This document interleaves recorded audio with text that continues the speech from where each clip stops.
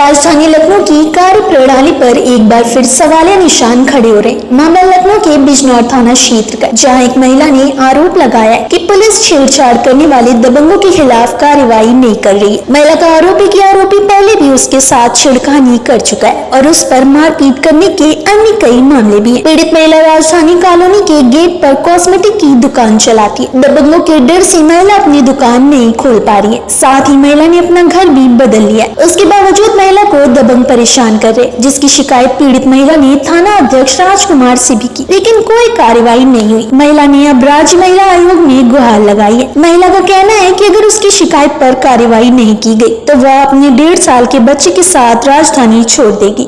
हम रायली के रहने वाले हैं, लखनऊ में अपना परिवार लेके रह रहे हैं। मेरा छोटा सा बच्चा है 1.5 साल का और मेरे हस्बैंड है और मैंने बीएड कर रखा है। मैं अपने पति के सपोर्ट के लिए अभी जॉब नहीं कर सकती, छोटा बच्चा है, इसलिए मैंने अपनी एक छोटी सी शॉप डाली है पीजीआई रोड बिजनौर में, पीजीआई रोड घसियारी मोहल्ले में। वो हमारे बजट के हिसाब की शॉप थी, इसलिए हमने वहाँ पे 11 अक्टूबर को अपनी एक छोटी सी शॉप डाली है कॉस्मेटिक की। सर शॉप डालने के बाद वहाँ पर जो ऑनर है वो ऑनर पहले तो बड़ा भरोसा दिला करके कि भैया आप बीवी बच्चे की चिंता मत करिए, हम लोग हैं यहाँ पे, कोई दिक्कत होगी तो हम आपको सपोर्ट करेंगे। पर सर इसी बात को लेकर मेरे हस्बैंड भी थोड़ा निश्चिंत हो जाते थे कि चलिए ठीक है, हमारे बीवी बच्चे को ध्यान देने के लिए वहाँ पे लोग हैं, अपना कोई टेंशन नहीं है। थोड़े ही दिनों में सर उन्होंने एक विवादित जमीन में हम लोग को फंसाने की कोशिश की कि भाभी आप ले लीजिए और आपके लिए अच्छा होगा, छोटा सा घर बनवा लीजिएगा।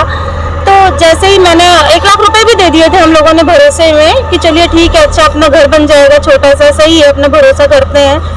उसके बाद जब मुझे और लोगों से पता चला कि वो लोग सही नहीं है, दलाल है, परेशान करते हैं, लोगों को फंसाते हैं, इस वजह से सर हमने अपने पैसे बहाने से उनसे पहले 50,000 रुपए ले लिए, फिर बहाने से ले लिए कि भैया हम आपको जनवरी फरवरी तक पैसे दे देंगे घर लेने के लिए, अभी हम नहीं ले सकते, थोड़ा दुकान का काम बढ़ाना है। इस बात को लेके जब पैसे वापस ले लिए, जब उसको पता चला कि क्या कहते हैं कि इन लोगों को पता चल चुका है कि अब ये लोग जान चुके हैं कि हम लोग फंसा रहे थे, जो भी है, इस बात से वो बहुत चिढ़ गया।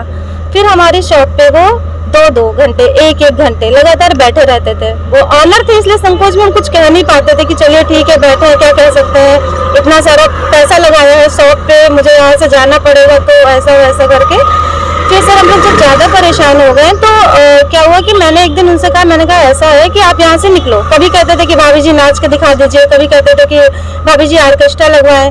तो इन सब चीज़ों से परेशान होकर सर हमने हस्बैंड को भी नहीं बोला, मुझे एक दिन बुरा लगा तो मैंने उनको जवाब दे दिया कि आप अपनी बीवी को क्यों नहीं बुला लेते हैं। इस बात से वो नाराज हो करके इस बात से भी चिढ़ गए, फिर लगातार परेशान कर रहे थे, आके शॉप पे बैठे रहते थे। 5 जनवरी को सर हम अपनी शॉप पे बैठे थे, वो इस बात से चिढ़ गए थे क्योंकि मेरे हस्बैंड ने एक दिन पहले बोल दिया था कि हम यहाँ पे मार्केट में आपके यहाँ शॉप नहीं लेंगे, आप हमारी वाइफ के पास मत जाइएगा, मैं अपना शॉप बदल दूंगा यहाँ से। तो फिर उन्होंने ये बात समझाई, उसके बाद वो इस बात से इतना चिढ़ गए कि दूसरे दिन जब मैंने कोई गलत काम किया नहीं तो मैं अपनी शॉप पे क्यों ना बैठूं। मैं अपनी शॉप पे पूरा दिन बैठी थी। फिर मेरा 1.5 साल का बच्चा है, उसको मैं थोड़ा सा टहलाने के लिए, ठंड के दिन थे तो बाहर धूप में थोड़ी देर के लिए 5 बजे शाम में निकली। उसके बाद सर गालियां बक रहे थे, लगातार उल्टा सीधा बोल रहे थे। इस बात पे हम नाराज होके बोले, हमने कहा कि ऐसा है अगर इस तरह तुम लोग करोगे तो हम जाके कंप्लेन करेंगे थाने पे।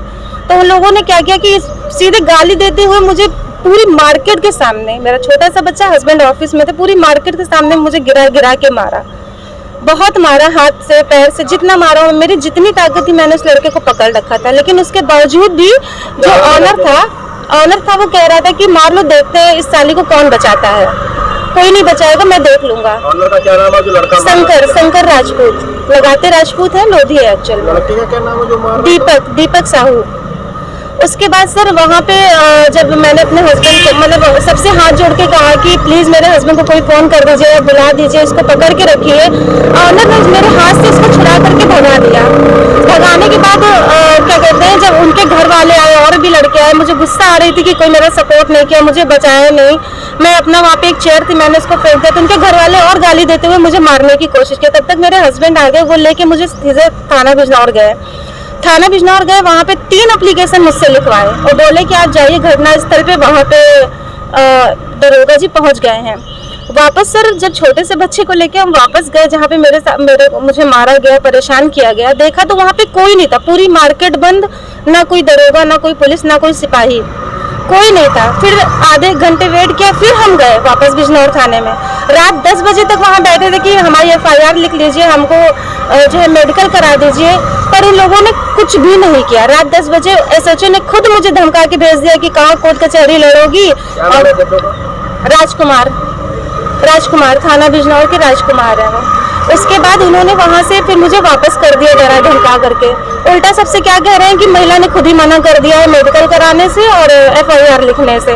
वापस आई तो हमारे DIG है तहसीलदार सिंह ताऊजी रायवेली के, रिटायर्ड है, उनसे उनका फ़ोन आया, उन्होंने पूछी सारी बात, तो मैंने उनको बताया तो उन्होंने फ़ोन करके बहुत डांटा उनको कि ये कैसी गुंडागर्दी है कि आप लोग कुछ कर नहीं रहे हैं, और ऐसा ऐसा महिला को एक पीटा गया है वहाँ पे।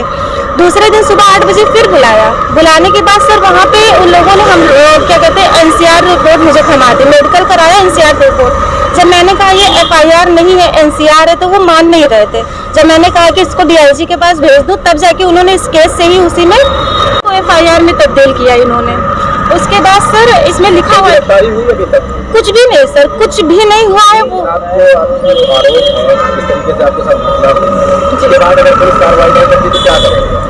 सर इसके लिए हम DCP मैम अपर्णा गौतम के पास गए, उन्होंने भरोसा दिलाया कि परेशान मत होइए, वो लोग अगर पाताल में भी छुपे होंगे तो निकाल लेंगे उनको। वापस हम लोग वहाँ से आ ही रहे थे कि शॉप के पास ही बाहर, अपने घर के बाहर पहुँचे ही थे मार्केट के सामने, कि वही लोग मुझे घूमते हुए दिखे। तो मैंने इंस्पेक्टर को फ़ोन किया कि सर आप आइए, देखिए ये लोग यहाँ पे घूम रहे, हो सकता है फिर मारे या मेरे पति को मारे या मेरे बच्चे को नुकसान पहुँचाए, तो आप फिर आ जाइए सर, देखिए ये लोग फिर से यहाँ पे गए। उनके घर वाले भी परेशान कर रहे थे। तो सर इंस्पेक्टर ने साफ मना कर दिया कि मैं अभी नहीं आ सकता, मैं काम से जा रहा हूँ और मैं अभी आऊँगा थोड़ी देर बाद। 3 घंटे वेट करने के बाद जब वो फिर नहीं आए, तो दूसरे दिन हम लोगों ने फिर इसी तरह फ़ोन किया कि सर ये कैसे चलेगा, ये लोग यहाँ पे घूम रहे हैं, आप इन लोग को पकड़ नहीं रहे हो। वो लोग बराबर हम लोग का हंसी मजाक उड़ा रहे हैं कि कुछ नहीं कर पाए, देखिए इन लोग का कुछ नहीं हो सकता। आपको न्याय नहीं मिला क्या करेंगे आप? अगर हमें न्याय नहीं मिला सर, तो पहली बात ये जो योगी जी कहते हैं कि महिलाएं सुरक्षित है, मुझे तो ये लग रहा है कि मैं महिला हूँ, मुझे पीटा गया। जब मेरे लिए कार्रवाई नहीं हो रही तो मेरे पति के लिए क्या होगी? कल को अगर उनको काट के फेंक भी दिया जाएगा तो कोई है बचाने वाला? मेरे बच्चे की जिम्मेदारी थाने SHO राजकुमार साहब ले कि ठीक है, इनके बच्चे माँ बाप को या कुछ भी होता है तो इनके बच्चे की परवरिश मैं करूंगा, इनके घर की जिम्मेदारी ले, तब तो हम यहाँ पे रुके। और अगर इसी तरह चलता रहा सब 2 महीने, 5 जनवरी से 2 महीने हम लगातार भाग रहे हैं। कभी SP ऑफिस जाते हैं, कभी कमिश्नर ऑफिस जाते हैं, कभी महिला आयोग में जाते हैं। क्या होता है, एप्लीकेशन के लिखने के पहले तक एप्लीकेशन लिखिए मैम, बहुत जरूरी है, एप्लीकेशन लिखिए। और जिनके लिए वो एप्लीकेशन लिखते हैं वो पलट के एक शब्द भी नहीं पढ़ते हैं, सिर्फ वो क्या करते हैं, साथ में उनके एक आदमी आता बताता है मैम ऐसा ऐसा हुआ। जब उनको बता के ही सुनना तो एप्लीकेशन लिखाते क्यों है, क्यों परेशान करते हैं? ये CM जी के लिए ये एप्लीकेशन मैंने लिखा दिल्ली के पते पे। सबसे पहला नंबर निकला गोरखपुर का। वहाँ पे मैंने 10 मार्च को फ़ोन किया तो वो क्या कह रहे हैं कि बेटा परेशान मत होइए, कल मैं देखिए SP ऑफिस में फ़ोन करूंगा, आप वहाँ पहुँचिएगा, या फिर कल मैं आपको बताता हूँ, आज काउंटिंग हो रही है, कल मैं आपको बताता हूँ। थाने पहुँच जाती तो वहाँ आपका मुकदमा दर्ज होना चाहिए। कौन से संबंधित थाने? मुकदमा दर्ज होने का सर सब कुछ तो कर चुके हैं, दर्ज हो गया है ना? ये सब तो सब कुछ कर चुके हैं। आपको फाइनली अगर न्याय नहीं मिला, सरकार कहती है कि हम महिलाओं तो फिर सर कुछ करने की जरूरत ही नहीं, हम लोग को बीच चौराहे पे खड़े करके मार दें। उसके बाद क्या करिए? हमें तो सर बहुत सारी चीजें दिमाग में आती हैं, बहुत सारा दिमाग में उल्टा सीधा। कभी कभी इतना डिप्रेशन में चली जाती हूँ, रोती हूँ, परेशान होती हूँ कि अगर हम नहीं सुरक्षित है तो हम अपने बच्चे को कैसे सुरक्षित रखेंगे। बहुत सारी गंदी गंदी चीजें। मैंने B.Ed किया है, मैं नर्सिंग का भी कर रही हूँ कि अपने फ्यूचर, अपने बच्चे के लिए फ्यूचर बनाऊं, इसलिए नहीं कर रही हूँ कि मैं आगे चल के मर जाऊं। अगर यही सब कुछ करना है तो इससे अच्छा है कि हम क्यों भागे, सजा हम भुगत रहे हैं। यहाँ से SP ऑफिस, अधिकारी, सबके पास मैं भाग रही हूँ, मैं जा रही हूँ, वो लोग आराम से उसी मोहल्ले में घूम रहे हैं, उन लोगों को कोई नहीं पकड़ रहा है। मेरा छोटा सा बच्चा 1.5 साल का, सर आप उसका मुंह देखिए, वो उसको लेके हम गली गली टहल रहे हैं जहाँ हम कभी नहीं गए। जब कुछ नहीं कर सकते तो महिला का ये हेल्पलाइन नंबर 1076 1090 ये फर्जी की क्या नाटक है? कुछ नहीं होता इससे। गोरखपुर वाले कहते हैं लखनऊ में बात करो, लखनऊ वाले कहते हैं CM जी दिल्ली में है, दिल्ली वालों का फोन नहीं लगता है। किसी तरह इंस्टाग्राम फेसबुक से मीडिया का नंबर लेके कहाँ कहाँ से हम परेशान हो रहे हैं, ये हम जानते हैं ना, दूसरे कोई नहीं जानते हैं।